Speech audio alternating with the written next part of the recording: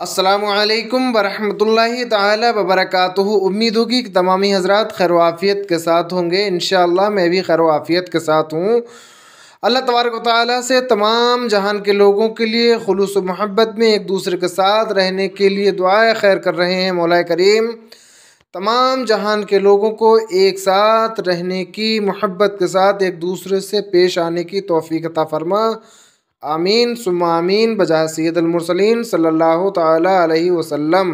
हजरात, सवाल किया गया है कि बहुत तेज़ नमाज पढ़ने से क्या उसकी नमाज हो जाएगी? ज़ैद बहुत तेज़ नमाज पढ़ता है कि जब हम फ़र्ज़ 4 रकत नमाज की नियत करते हैं और 4 रकात पूरी करते हैं तो इतनी देर में ज़ैद जो 8 से 10 रकात नमाज अदा कर लेता है। हज़रात, इस सवाल के जवाब को मैं पेश करूं उससे पहले मैं गुजारिश कर रहा हूं कि आप हमारे चैनल अंजुमन अरबाब सुखन को सब्सक्राइब कर लें, वीडियो को लाइक करके शेयर ज़रूर कर दें, क्योंकि अगर आपने हमारा चैनल सब्सक्राइब कर लिया होगा तो हम यूट्यूब चैनल पर जो भी अपनी वीडियो, जो भी मसले मसाइल आप डालते हैं वो आप तक बआसानी पहुंच जाएंगे और आप सबसे पहले उसको समाअत कर सकेंगे। उस सबसे पहले आप उस सवाल के जवाब को सुन सकेंगे। हज़रात, सवाल किया गया था कि क्या ज़ैद बहुत तेज़ नमाज़ पढ़ता है, यानी हम जब 4 रकात नमाज पढ़ लेते हैं तो ज़ैद इतनी देर में कम से कम 8 और ज़्यादा से ज़्यादा 10 रकात नमाज अदा कर लेता है। तो क्या ये नमाज पढ़ना उसके लिए दुरुस्त है? तो इस सवाल के जवाब को मुलाहिज़ा फरमाएं। देखिए, अगर ज़ैद नमाज पढ़ रहा है और तेज़ पढ़ रहा है और उस नमाज में कोई कमी नहीं है, यानी फ़र्ज़ भी अच्छी तरह से अदा हो रहे हैं, वाजिब भी अच्छी तरह से अदा हो रहे हैं और सुन्नत भी अच्छी तरह से अदा हो रही है, तो उसकी नमाज में कोई कमी नहीं आएगी। तो उसकी नमाज में कोई कमी नहीं आएगी। और अगर ज़ैद नमाज पढ़ रहा है और इतनी तेज़ पढ़ रहा है, देखिए वायदा में कभी कभी ऐसा होता है कि कुछ लोग नमाज पढ़ते हैं या कोई तिलावत करते हैं कुरान पाक की, तस्बीहात की, तो लोगों को इतनी हैबिट होती है कि वो नमाज और या तस्बीहात इतनी तेज़ पढ़ते हैं कि सामने वाला ये समझता है कि ये कुछ नहीं पढ़ रहा है, खाली तस्बीह को घुमा रहा है या खाली उठा बैठक लगा रहा है नमाज के दौरान आया के, जबकि वो बेहतरीन तरीके से अदा करता है, अच्छे तरीके से। तो वो नमाज अगर जिसमें वाजिब, फ़र्ज़ और सुन्नत अच्छे से अदा हो जाएं वो बेहतर है। लेकिन अब अगर ज़ैद वाजिब तर्क कर रहा है तब उसको नमाज दोहराना पड़ेगी, और अगर ज़ैद ने फ़र्ज़ कज़ा कर दिया नमाज के दौरान तो उसकी नमाज होगी नहीं। यानी दोनों सूरतों में अब ज़ैद ने अगर वाजिब छोड़ा है तो नमाज दोहराना पड़ेगी, और नमाज दोहराने का मकसद है कि जो नमाज उसने पढ़ी वो नमाज होगी ही नहीं।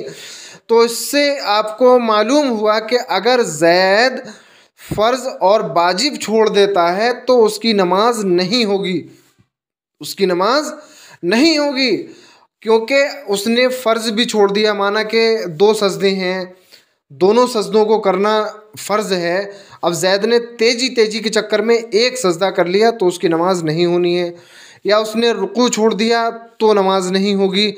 तो इसलिए जो फ़र्ज़ है अगर उसने एक भी फ़र्ज़ कज़ा कर दिया नमाज नहीं होगी, अगर वाजिब तर्क कर दिए तो भी नमाज उसको दोहराना पड़ेगी। दोहराने का मकसद यही है कि जो नमाज उसने पढ़ी है वो नमाज कबूल नहीं होगी। सुन्नत अगर तर्क कर दी है तो सुन्नत तर्क करने से नमाज तो हो जाएगी लेकिन उसको मुकम्मल सवाब हासिल नहीं होगा। अब मान के चलिए हम कहीं भी जाते हैं तो ज़्यादा से ज़्यादा पाने के लिए जाते हैं, किसी के पास, किसी की बारगाह में जब हम जाएंगे तो ज़्यादा से ज़्यादा पाने के लिए जाते हैं। नमाज हम पढ़ते हैं तो हमें चाहिए कि हम ज़्यादा से ज़्यादा नेकियां कमाएं। तो अगर उसमें भी मान के चलो अगर किसी को 100 नेकियां मिलने वाली हैं और वो ऐसा काम करे कि उसको 50 नेकियां मिले, तो आपको कैसा महसूस होगा? मान के चलो कोई आदमी आपको अपने काम पर लेके जा रहा है और वो कह रहा है कि मैं आपको अगर इतना मेरा काम कर दोगे तो मैं आपको 100 रुपया दूंगा, और आप उसका काम तेज़ी से उल्टा सीधा करके चले आते हैं और वक्त भी चाहे वो कम लगे या ज़्यादा लेकिन कर देते हैं, और उसकी नज़र में वो काम बेहतर नहीं है, तो आपको वो अगर 50 रुपये या 60 रुपया देता है तो आपको कैसा महसूस होगा? तो इसी तरह से अगर आप अल्लाह की बारगाह में इबादत करने के लिए जाते हैं तो आपको चाहिए कि खुशू बेहतरीन तरीके से अच्छे अंदाज में नमाज़ पढ़ें उसके लिए आपको वाजिब, सुन्नत, फ़र्ज जो भी हैं वो बहुत बेहतरीन तरीके से अदा करने चाहिए हज़रात, क्योंकि नमाज फ़र्ज़ है और ऐसी नमाज जो बिल्कुल दुरुस्त ना हो, बरोज़े महशर अल्लाह ताला जिस शख्स ने ऐसी नमाज़ पढ़ी होगी उसके मुंह पर पलट कर मार देगा कि ले तू अपनी नमाज़ पकड़, तुझे बहुत तकब्बुर था अपनी नमाज़ पर, तू नमाज़ तो पढ़ता था लेकिन ये नमाज़ तेरी मुझे कबूल नहीं है।